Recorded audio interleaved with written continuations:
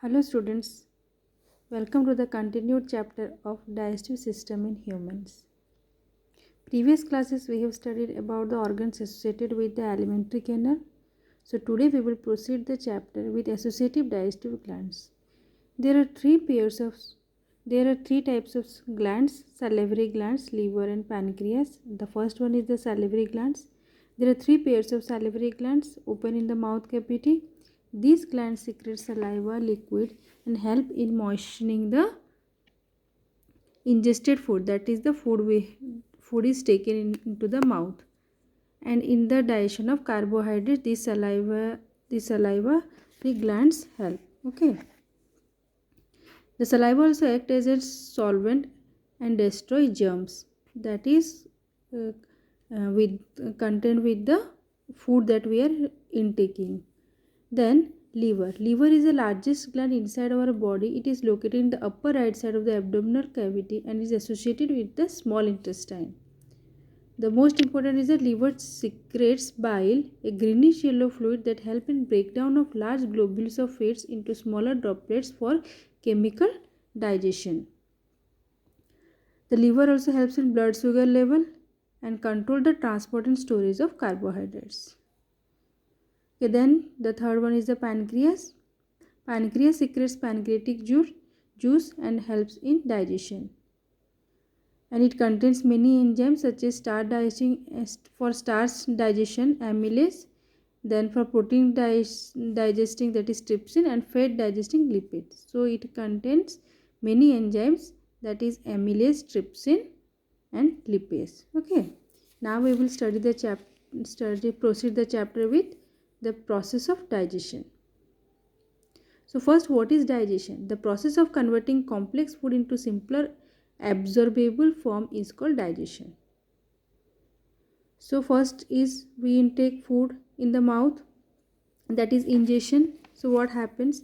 In the mouth, the food is chewed by the teeth. While the food is being chewed, it's softened by the saliva secreted by the salivary glands. Saliva contains enzymes, salivary amylase, or you can say as ptyalin, which acts on starch, which is a carbohydrate, and breaks into maltose.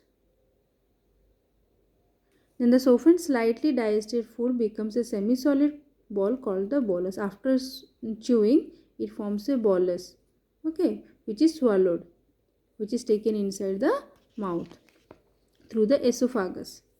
Okay, now the bolus, that is the semi-solid, which is the bolus, is passed through the pharynx and esophagus. So what happens? Let's see. The food is swallowed into pharynx and then passes through the esophagus. No digestion takes place in the pharynx and the esophagus. Only the food is passed. No digestion takes place. Further digestion. Then on passing the bolus into pharynx and esophagus, now food comes to the stomach. The muscles of the stomach will contract rhythmically, crushing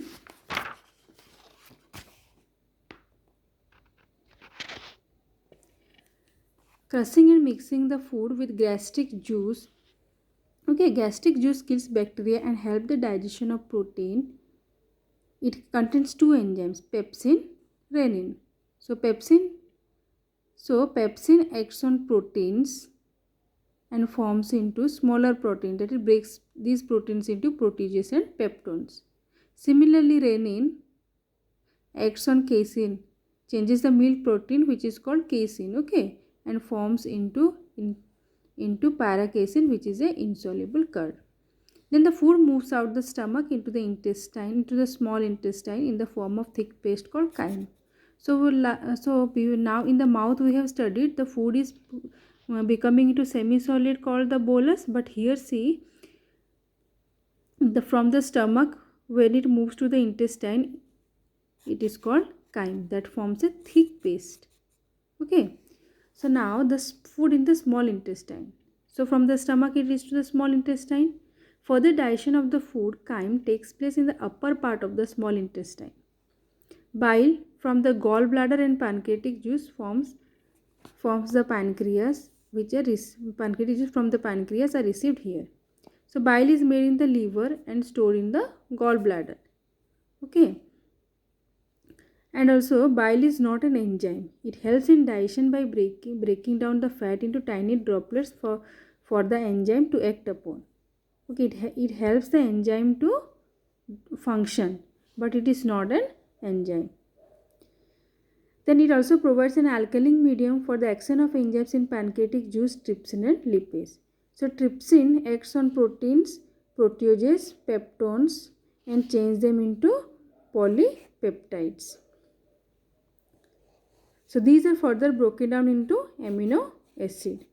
Okay, smaller units of proteins. Now lipase acts on fats and forms into fatty acids and glycerol. Then sugar are also digested in the small intestine. How? See, maltase. Okay, maltase in an enzyme changes maltose to glucose. It forms a simple carbohydrates. Then sugar changes sucrose into glucose and fructose. See, sucrase changes sucrose into glucose and fructose. Similarly, lactase converts lactose to glucose and galactose. The small intestine not only digests the food but also absorbs it. Okay, so it does two functions. It also further digestion takes place and also absorption also takes place in the small intestine. The villi in the small intestine contain blood capillaries. The digested blood passes through the thin walls of these blood capillaries and enters the bloodstream. This is called absorption. So previous class we have studied about villi. So see, these are the all finger-like projection. See, this is a micro and then macroscopic. See, like this. A small villi looks like this. So here absorption takes place. So here you can see these are the capillaries, blood vessels. Okay. So here absorption takes place. Then food after small intestine, then the food comes to the large intestine. Some food cannot be digested and it is therefore not absorbed into the blood. Okay. So what happens here? The food moves down to the large intestine where the excess water is reabsorbed. Here only water is absorbed. The undigested food forms feces, which is known as excreta, which moves to the rectum and is passed out at regular intervals through the anus. And this process is called egestion. Ingestion is taking of food and egestion is taking out the food from the body. Then assimilation. In assimilation, all the absorbed nutrients are not used up immediately by the body. So they are changed into various forms that can be stored when they are needed. This is called assimilation. So see, glucose is converted into glycogen and stored in the liver. Wherever it is required by the body, the liver converts glycogen into glucose. Then excess of glucose is also converted into fat and stored in adipose tissues. Fatty acids either provide energy or are stored under the skin as a fat. See, if excess of glucose is there, it changes into fat and stored under the skin. Okay, it forms into fats. Then amino acids are used for the synthesis of proteins. Excess amino acids are converted into urea, which is removed from the blood by the help of kidneys or in the form of urine.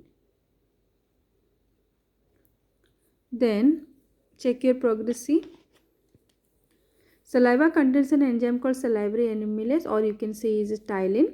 Then bile is made in the liver and stored in the gallbladder. Glucose is converted into glycogen and stored in the liver. Trypsin changes proteins, proteases and peptones into polypeptides. Lipase acts on fats to change them into fatty acids and glycerol. So next is, so this one is a simplified form. It is given about enzyme and their functions. So go through it. Same thing. It is given in very distinctive way. Okay.